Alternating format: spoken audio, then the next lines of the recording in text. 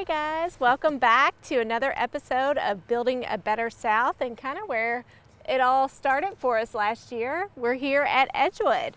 Yeah, welcome back. It's been a crazy year and a half, I guess, since we started this Renovation project. adventure you took me on. Yeah, no, it was your idea. Anyway, so we're back here at Edgewood today, and we're kind of giving you guys a little bit of what you've been asking us for, and we're going to just tour certain parts of the home that we have finished, that we feel ready to show you guys. And it all starts with the porch back here. We'll show you a couple of things. Again, this house is, 150 plus years old now. Yes. And we didn't want to mess it up too much, but we wanted to put our touch and leave our mark on it. So you want to show them what you did to the porch? Yeah, so come on and we'll show you guys. We've got our dogs with us today, Hudson and here Lily. is our big guy, and Lily's the little one.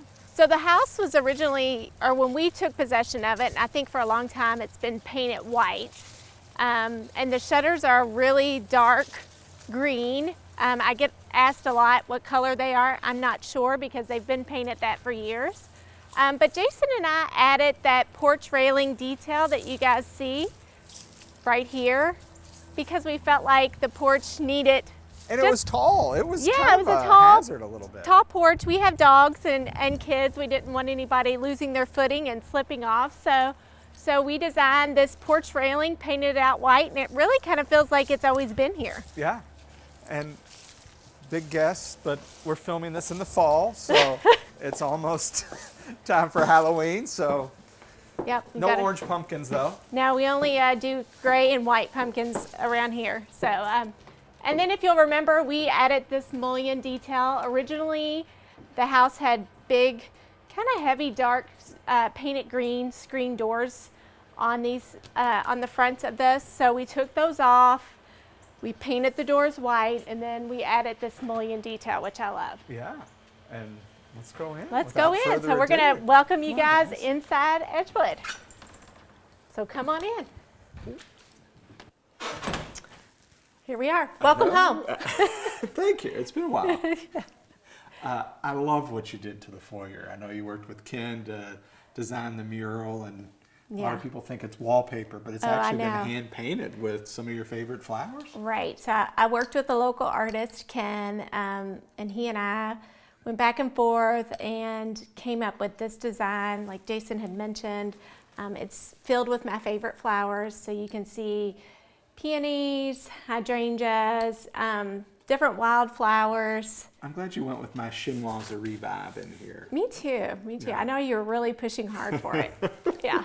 And then lots of blues and whites, because I'm a girl who loves spring and summer, and the reason that I wanted something light, bright, and full of flowers, so that when it's freezing here in Kentucky in January, February, March, April, sometimes May, that I have this bright, cheery, happy space foyer to enter into and welcome friends and family into. Well, and talk about the floor. This used to be wall-to-wall carpet that was red and green and all kinds it was of reds and golds. I mean, this whole foyer was a much darker space. It also had a faux finish done, but it was just kind of beiges, reds, golds, greens, and we just totally switched it. And then we worked with Carpet Specialists, a local company, and we had this carpet installed, and it fits our foyer. So we did this custom design and added the little border detail, and it's really nice. And I love how it picks up on, we'll show you guys the doors that these were originally, so ceiling height's 11 foot. I think these doors are 9 foot tall. They're really tall. But original glass, pretty hardware, which I love. So, we kept as much original detail in this home as we could. Yeah, but they were the coloring was just not quite right for what we were after. Well, and they're not really heavy doors. If they had been really heavy, solid, good wood doors, I would have maybe looked at just refinishing the wood. But we ended up just painting them a hell navy. So they're a really pretty contrast against the white walls and the trim work in here. And there were sconces on the wall. We removed the sconces, took out. We actually, for an old house, took out a lot of the recessed lighting. Right. Yeah, there was a recess in here. We took that out, took the sconces out, and we just did one oversized chandelier in this space. And then we designed the trim detail on the ceiling And that was kind of the only trim that we added in this space. I know. I had to restrain myself by not adding trim everywhere, as we usually do. But the house had such good bones to it, and the millwork was good size, and it just, you know, we couldn't add any crown mold. The ceilings, you know, wave to you as you check them out. So but I do love this little detail that we added to the ceiling. I think it ties in nicely with what we did on the walls here.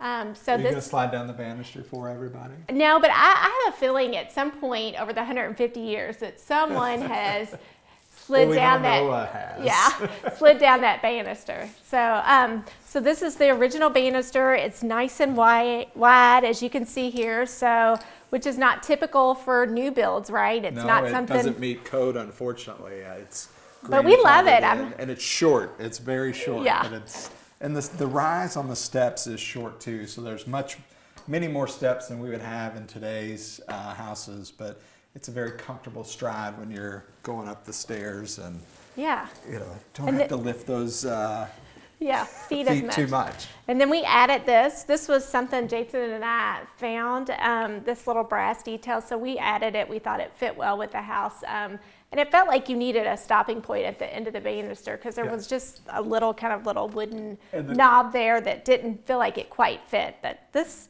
just kind of was cute. And the cool thing was we were at a yard sale at Bellarmine where we met. Right. And a little bit of the history of the house. And Gretchen had the idea of just taking that off the bed and making it the cat. So So nice now it's part of Edgewood. Another thing that we've added to this house, our own little personal touch. And all the trim work was green, spindles were green, and just fresh coat of white paint. We did sand it all down to bare wood and finish it. And it's awesome. We're really happy with it. And added the new runner. Yeah, added the new runner. So I'm going to show you guys inside what is now our dining room and living room area space. And you're going to kind of see, again, the same color scheme coming through here with lots of blues and whites, which is really what we utilized on this first floor. So I'll let Jason join me and we'll chat a little bit here about our dining room and some of the features that we added. All right, let's show them how we get ready for movie night. Some of the features we did keep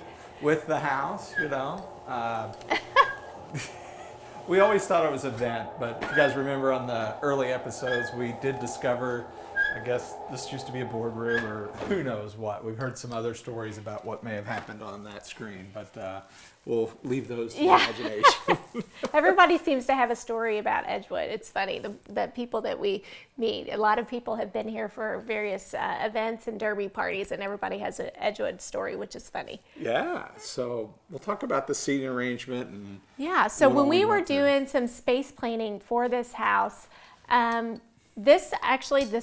these two chairs, the sofa and this table were left behind at the house, and I had them reupholstered because I thought they worked beautifully in the space. They just needed an update with some fabric. So we had them reupholstered, and this actually was the original arrangement that was in this room.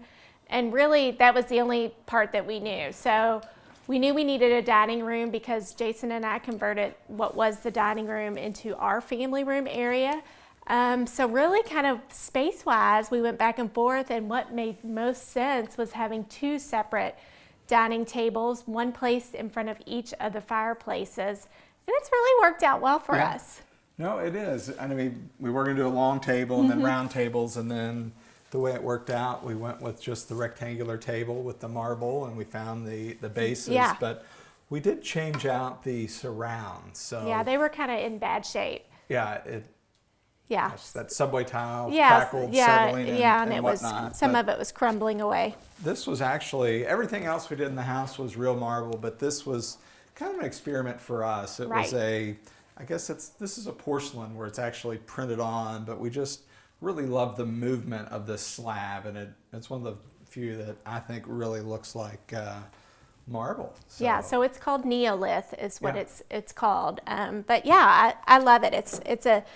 It's a great addition, and it'll hold up well over time.